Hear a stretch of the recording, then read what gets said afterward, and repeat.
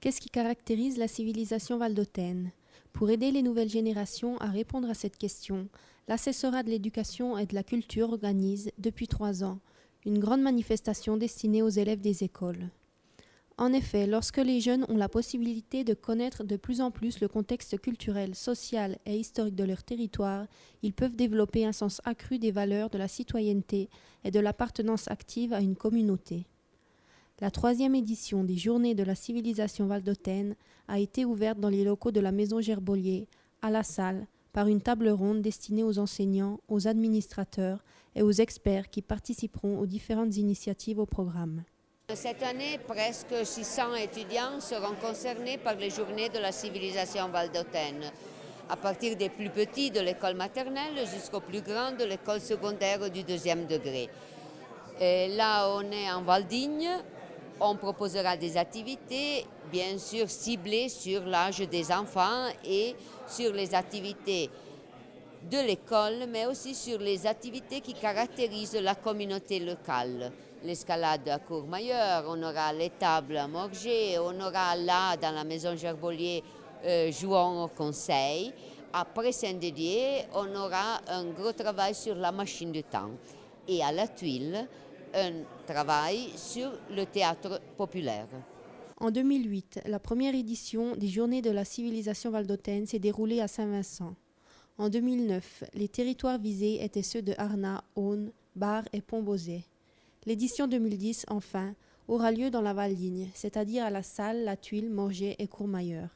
Par rapport à la première année, on a eu vraiment un nombre d'élèves qui a monté d'une façon incroyable parce qu'on est parti la première année proposer les travaux des écoles.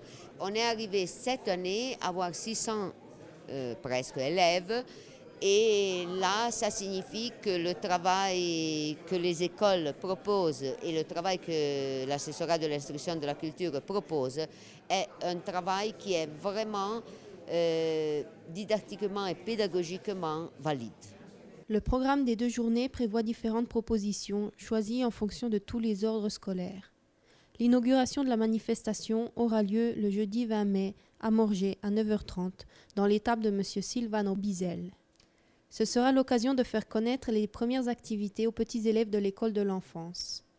Après la présentation de l'audiolivre Conte à le conte de l'Alpage, on assistera à une animation offerte par le groupe Trouveurs Valdôtains. Dans l'après-midi, toujours à Morges, on aura un atelier didactique avec les classes de 3e A et B de l'école moyenne de Nus. Pour les écoles primaires, on a organisé 2 initiatives. Un atelier théâtral offert par la Fédération valdôtaine du théâtre populaire de la Tuile et une série d'activités dans la maison Gerbolier de la Salle, comme la présentation du livre Le statut à l'école, le jeu de rôle Jouons au conseil, une dramatisation de la charte des franchises et la réalisation d'un atelier de danse populaire. Pour les élèves des écoles secondaires du 1er degré, on a choisi des activités liées au sport et à l'informatique. On aura donc, après Saint-Didier, un atelier multimédia concernant la machine du temps et à Courmayeur, une visite au musée des guides alpines et à l'entreprise Grivel, suivie par un peu d'escalade. Enfin, pour les plus grands, c'est-à-dire les étudiants des écoles secondaires du 2e degré, on a prévu un séminaire résidentiel de 2 journées sur la création d'un wiki sur la vallée d'Ost à Harpy, dans la commune de Morges, et une soirée avec le groupe d'animation ethnomusicale Les Larry Pion Pion.